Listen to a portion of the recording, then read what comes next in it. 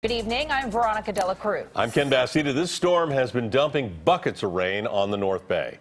Just take a look at this. Our live high-def Doppler lit up right now. The North Bay has been getting hit nonstop since yesterday afternoon. Tonight, evacuation orders are in effect for 24 communities along the Russian River from Asti to Jenner.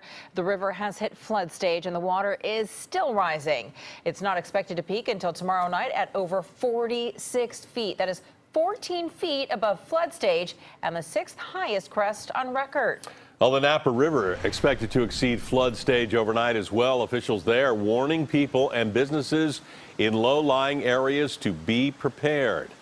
Well, we have team coverage tonight on our storm watch, beginning with Chief Meteorologist Paul Deanno. Paul? Ken and Veronica, this is hour 35 of consecutive steady to heavy rainfall in the North Bay. It has not stopped since lunchtime yesterday. The best news is that the rain is beginning to move south, and that means that it will begin to end in the North Bay within the next 4 or 5 hours. That said, still pouring. It's been pouring for 35 straight hours in Bodega Bay, in Santa Rosa, in Petaluma, in Napa, in Guerneville, in Yountville, north to Ukiah.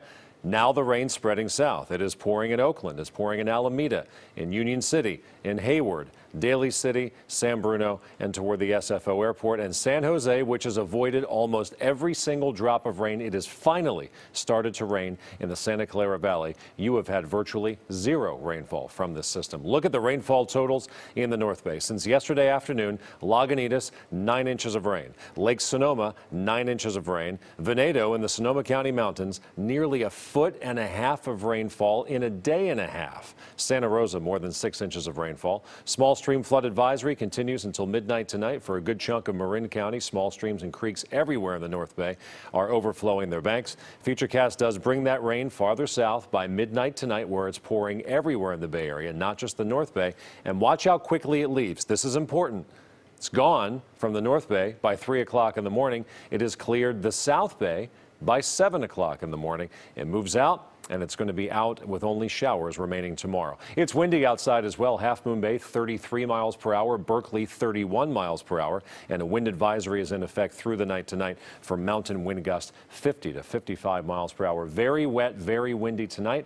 And as of this minute, the rain still has not stopped in the North Bay. Up to 1.5 feet of rain on the ground since yesterday afternoon. Full forecast coming up in a few minutes. All right, thanks, Paul. Night Beat's Andrea Nakano is in the town of Guerneville tonight, which is bracing for some of the worst flooding it's seen in decades. Andrea? Yeah, Ken, here in downtown Guerneville, store owners have stacked up sandbags against their front door here. That's because by the time, around this time tomorrow, this whole ground area is expected to be covered with water. But these store owners may be the lucky ones with floodwaters just creeping into their front door. It's when you go down the step here and across the street, the lower areas here of the Russian River may be affected the most. With the Russian River rising, a canoe is the only way to get to the other side of Neely Road in Guerneville. Zachary Wilson is prepared to ride out this storm at home. I'll be stuck at my house for a couple of days. I've got, all the food and water that I need. And I've got generators over there and gasoline, and I'm set and ready. Forecasters are projecting the worst flood to hit this North Bay community in 24 years as the atmospheric river dumps rain on Guerneville. This one was only a couple of days of rain, and all of a sudden everybody, everything's over the top. With the Russian River rising at a rate of nearly 1 foot an hour, emergency officials are telling residents to get out. Brad Walden waited until the last moment to evacuate as he tried to convince his neighbors to come with him. It was mostly a debate about how to get everybody else that was around there out with me, and they didn't want to go. The National Weather Service is expecting the Russian River to reach 46 feet by Wednesday night, which means it will be 14 feet above flood stage. Storefronts in downtown Guerneville are prepared with sandbags, but this may not be enough. For those who have lived here for years, floods are part of life in this town. You just got to get used to it, That's the life out here, is just expecting that there's going to be that little hiccup when this happens. The Russian River is expected to crest at just over 46 feet sometime around this time tomorrow night. So this rain just has not let up here in Guerneville, and a lot of nervous residents wondering what will happen next. Ken, back to you. That river just keeps rising and will for several days. Andrea, thank you for that. Well, you know the saying, turn around, don't drown. Some drivers definitely didn't listen today, and they had to be rescued.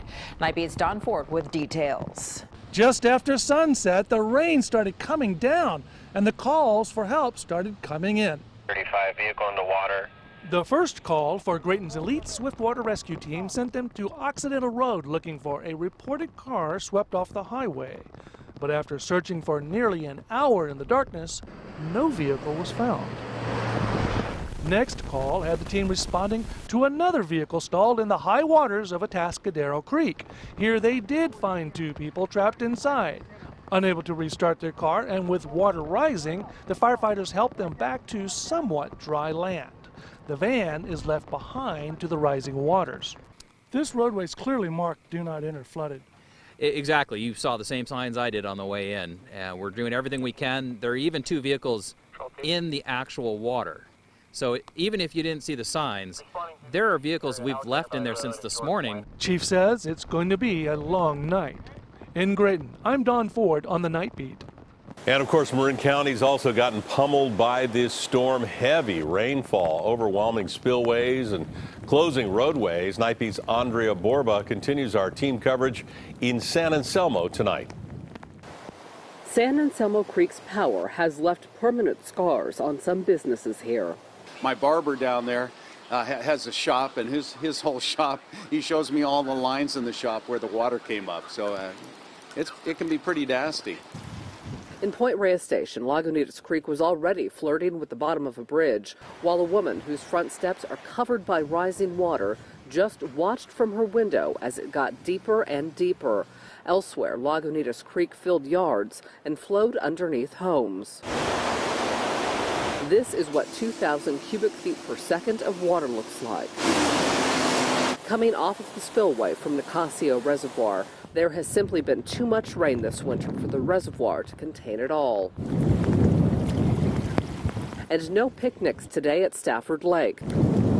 The footbridge is unwalkable and completely underneath water as the storm continues to dump inches of rain in West Marin. On the Night Beat, I'm Andrea Borba. And in Marin County, these stairs in Woodacre became a waterfall today. Crews were out there putting down sandbags to prevent nearby homes from getting flooded. Several schools in Sonoma County will be closed tomorrow because of the storm. They include Forestville Union, Guerneville, and Monterrey districts. El Molino High School and the West County Charter Middle School will also be closed.